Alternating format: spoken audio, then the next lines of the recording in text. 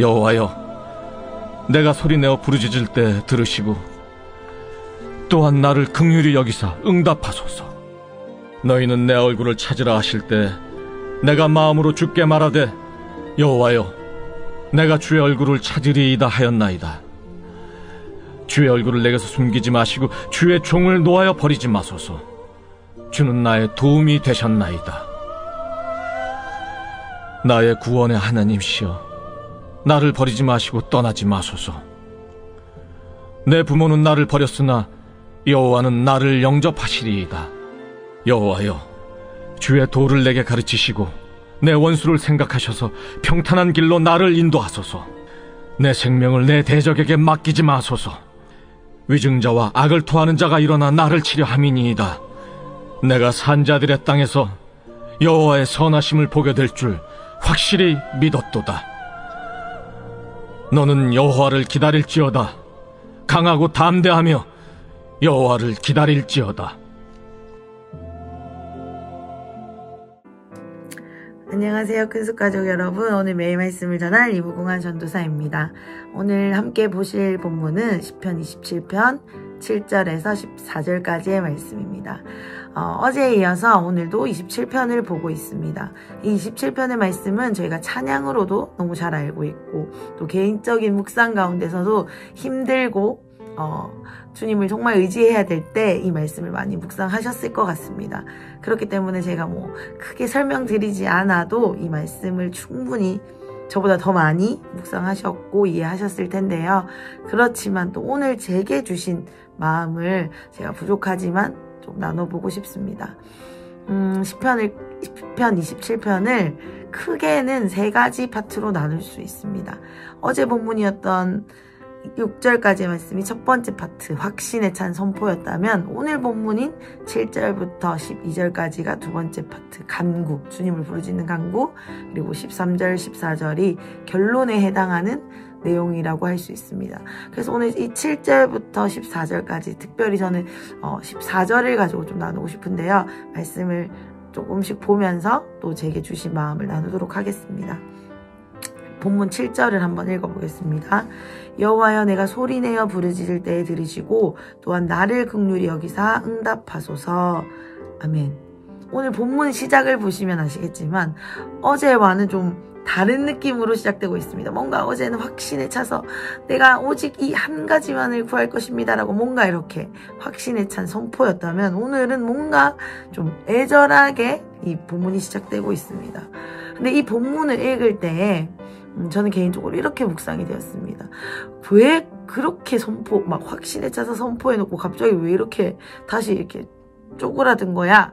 라고 생각이 들 수도 있겠지만, 저는 이 다윗의 고백이 오히려 너무나도 공감이 되고 위로가 됐습니다. 하나님의 은혜를 우리가 너무나도 확신하고, 이제 예배를 마치고 나갈 때 그래 난 이제 다 할 수 있어 라고 막 확신에 차서 우리 삶으로 돌아가지만, 다시 어떤 그 삶에서의 삶을 살아가다 보면 정말 다시 막 너무나도 이 가난하고 갈급해진 마음으로 주님을 찾을 때가 있는 것 같습니다. 그런데 이 다윗의 지금 이 간절한 애절한 부르짖음이 믿음 없는 행동일까요? 저는 아니라고 생각합니다. 사실 이 절절하게 주님을 소리내어 부르짖는 이 고백은 저는 엄청난 믿음의 고백이라고 생각되어집니다. 사실 우리의 확신에 찬 선포 이후에 우리가 삶으로 돌아갔을 때 다시 뭔가 이 쭈그러들고 다시 막 불안과 이 괴로움이 엄습하는 이때에 하나님을 찾는 것, 저는 이것이 정말 믿음이라고 생각합니다. 그냥 포기하고 싶고 그만하고 싶고 주저하고 싶고 아니면 주님을 원망할 수도 있는데, 다윗은 그 절절하게 다시 한 번 더 하나님의 도움을 구하면서 그 위기의 순간에 주님을 붙드는 것입니다. 그래서 뭔가 이 확신에 찬 선포 이후에 이어지는 이 고백이 너무 막 애절하고 절절한 것 같지만, 사실은 정말로 이 믿음의 고백을 드리는 그 고백이라고 생각이 되어집니다. 8절을 계속 읽어보겠습니다. 다윗이 이 간절히 주님께 부르짖으면서 어떻게 기도하는지를 한번 보겠습니다. 8절입니다. 너희는 내 얼굴을 찾으라 하실 때에 내가 마음으로 주께 말하되 여호와여 내가 주의 얼굴을 찾으리이다 하였나이다. 아멘. 다윗이 정말 믿음의 사람이었던 것을 이 8절을 또 보면 알 수 있습니다.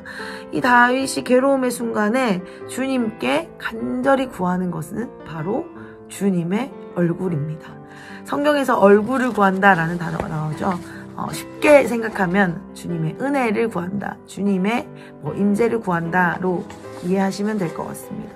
그래서 다윗은 정말 그 괴로움의 순간, 확신에 찬 순간뿐만 아니라 다시 한 번 더 자신의 어떤 그 괴로움의 절절한 고백을 드릴 때에 가장 먼저 구하는 것이 바로 주님의 얼굴, 주님의 은혜를 구하고 있습니다. 정말 대단한 믿음인 것 같습니다.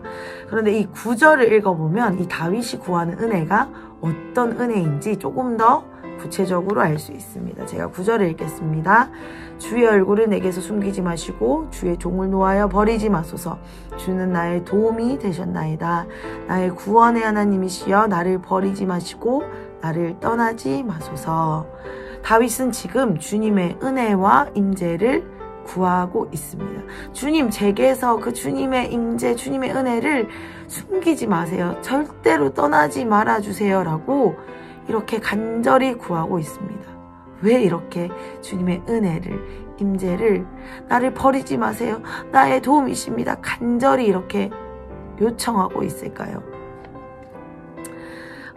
저는 이 말씀을 읽을 때 다윗이 정말로 알았구나 라는 생각이 들었습니다. 이 주님의 임재가 이 다윗의 삶에 거하는 것이 어떤 의미인지, 자신의 삶에 주님의 얼굴을 구하는 것, 주님의 은혜가 동행하는 것, 주님의 임재가 따라다니는 것이 다윗의 인생에 어떤 의미인지를 분명히 알았기 때문에 확신에 찰 때에나 나의 괴로움에 나의 시선이 갈 때나 이렇게 절절한 고백을 올릴 때에도 가장 먼저 주님의 은혜를 구할 수 있다라는 마음이 들었습니다. 우리가 주님의 임재가 우리와 함께 한다는 것이 어떤 의미인지를 아는 것이 너무나도 필요한 것 같습니다. 그때에 그 비밀을 알 때에, 그것들을 경험해 봤을 때에 우리 삶의 여러 가지 위기의 순간에서 가장 먼저 우리가 이것을 구할 수 있게 될 줄 믿습니다. 다윗이 계속해서 구하는 것이 있습니다. 11절을 한번 읽어보겠습니다. 여호와여 주의 도를 내게 가르치시고 내 원수를 생각하셔서 평탄한 길로 나를 인도하소서. 아멘. 지금 다윗은 주님의 인도하심을 구하고 있습니다. 역시나 다윗은 알았던 것 같습니다. 주님이 인도하시는 길이 가장 좋은 길, 가장 최고의 길, 가장 평탄한 길, 안전한 길이라는 것을 알았던 것 같습니다. 그렇기 때문에 다윗이 주님께 요청하는 것은 주님의 뜻을 내게 가르치시고 주님의 길로 나를 인도하십시오라고 고백할 수 있었던 것입니다. 다윗은 자신의 위기의 순간에 이렇게 구합니다. 주님의 얼굴을 제게서 떠나지 말게 해주세요. 주님의 은혜를 제게서 걷어가지 말아주세요. 주님이 인도하시는 길은 가장 좋은 길입니다. 저와 항상 동행하시며 나를 인도해주세요 라는 이 두 가지의 강구를 보았을 때 다윗은 다른 어떤 것들을 구하기 이전에 하나님 자체를 구했다라고 이 말씀을 이해하시면 좋을 것 같습니다. 이런 다윗이 너무 부럽지 않으신가요? 저는 위기의 순간에 주님의 임재, 주님의 은혜, 주님의 도우심을 구하기보다 주님 이거요, 저 이거 주세요, 저 돈 주세요, 저 이거 명예 주세요, 저 이거 필요해요 라고 저는 그럴 때가 많은데, 다윗이 진짜 비밀을 알았기 때문에 위기의 순간에도 주님 저 살려주세요, 저 대적에게서 저를 구하여 주세요 라고 하기 이전에 주님의 얼굴을 구합니다, 주님의 은혜를 구합니다 라고 할 수 있었던 이 다윗이 너무너무 부러운 것 같습니다. 제가 아까 13절, 14절이 결론 부분이라고 말씀드렸는데요. 이 부분을 좀 나누고 오늘 말씀을 묵상을 마무리할까 합니다. 14절을 제가 한번 읽어보겠습니다. 너는 여호와를 기다릴지어다. 강하고 담대하며 여호와를 기다릴지어다. 아멘. 이 말씀을 읽으면서 하나님이 주신 깨달음이 있었습니다. 제 삶의 어떤 한 장면이 떠올랐는데요. 저희 이한이하고 있었던 일을 제가 많이 나누는데 이한이와 있었던 일입니다. 요 최근에 이한이가 저녁마다 계속 먹는 간식이 있습니다. 그게 초코우유인데요. 계속해서 초코우유를 달라고 해요. 근데 첫 번째로 초코우유를 달라고 했던 날 엄마 초코우유 줘 하고 잠시도 기다리지 못했습니다. 계속 이 옷 가랑이를 붙잡고 주지 않을까봐 불안해서 계속 빨리 줘 빨리 줘 엄마 빨리 줘라고 막 이렇게 저를 쫄랐습니다. 그리고 초코우유를 줬어요. 그리고 그렇게 며칠이 반복됐습니다. 그런데 이한이가 어느 순간부터는 엄마 초코우유 줘 라고 말하고 나서 예전처럼 제 가랑이를 붙들고 있지 않습니다. 조용히 앉아서 기다립니다. 왜 기다릴 수 있을까요? 제가 초코우유를 줄 것이라는 확신이 있는 거죠. 그 믿음이 있습니다. 아, 우리 엄마는 내가 초코우유를 달라고 했을 때 반드시 줄 거야 라는 확신이 있기 때문에 처음에는 주지 않을까봐 불안해서 막 쫄랐지만 이제는 쫄르지 않고 자리에 앉아서 얌전히 기다립니다. 이 14절을 읽는데 갑자기 제가 이 장면이 떠올랐어요. 아, 여호와를 기다릴지어다 라고 이 다윗이 어떻게 말할 수 있을까? 이 위기의 순간에 어떻게 여호와를 기다린다고 말할 수 있을까라는 이 말씀을 제가 묵상하면서 하나님이 이 사건을, 이한이와의 사건을 떠올리시면서 준 이 마음이 있었습니다. 이한이는 학습되었습니다. 경험되었습니다. 내가 기다리면 준다라는 사실을 경험으로 깨닫게 되었습니다. 그런데 이 다윗도 마찬가지였던 것 같습니다. 다윗이 하나님의 뜻을 기다리고 하나님의 인도하심을 구하면서 기다릴 때 하나님이 반드시 다윗의 삶을 인도하시고 다윗에게 은혜를 주시고 다윗을 동행해 주신다는 그 사실을 경험을 통해서 계속해서 배워왔던 것 같습니다. 여기서 어떻게 강하고 담대하게 기다릴 수 있습니까? 라고 질문이 든다면 어떻게 강하고 담대할 수 있습니까? 라는 질문에 이렇게 답하고 싶습니다. 경험으로 강하고 담대해질 수 있습니다. 하나님이 어떤 분이신지 내 삶에 한 번의 사건으로 은혜를 쫙 받아서 뭔가를 할 수 있을 것 같지만 계속되어 반복되어지는 그 경험을 통해서 하나님을 기다릴 수 있게 되고 그 하나님을 기다릴 수 있는 믿음이 날마다 체험되어질 때 하나님이 어떤 분이신지 날마다 경험되어질 때 우리에게는 강하고 담대함이 허락될 줄 믿습니다.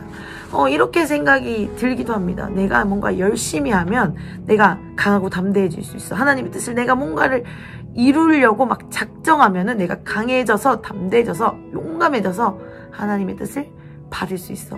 내가 기다릴 수 있어. 내가 작정하면 기다릴 수 있어 라고 착각할 때가 많습니다. 그렇지만 하나님이 오늘 이 말씀을 묵상할 때 제게 주신 깨달음은 나의 힘으로 강하고 담대해지는 것이 아니라 나의 힘으로 주님의 뜻을 기다리는 것이 아니라 하나님이 어떤 분이신지 매일의 삶에서 경험되어질 때 이 강하고 담대함으로 기다리는 일이 내 삶에 자연스럽게 일어난다는 것입니다. 그렇기 때문에 다윗은 이 맛을 보았고 이 비밀을 알았기 때문에 이 인생의 위기의 순간에 절박한 순간에 간절히 주님께 부르짖는 순간에도 주님의 뜻을 기다리며 주님의 다른 것이 아니라 주님의 임재를 기다릴 수 있었다라고 생각되어집니다. 사랑하는 큰숙가족 여러분, 이 시즌 자체가 우리가 각자 주어진 자리에서 씨름하고 있는 때인 것 같습니다. 하나님이 우리에게 이 열매를 보여주시는 때라고 하셨는데 우리의 보여지는 열매는 눈에 보여지는 열매는 너무나도 초라하고 부끄럽기까지 합니다. 그런데 하나님이 그럼에도 불구하고 우리에게 계속해서 은혜를 주시는 이유는, 나의 얼굴을 구하라 하시는 이유는 이것인 것 같습니다. 하나님을 경험하는 것.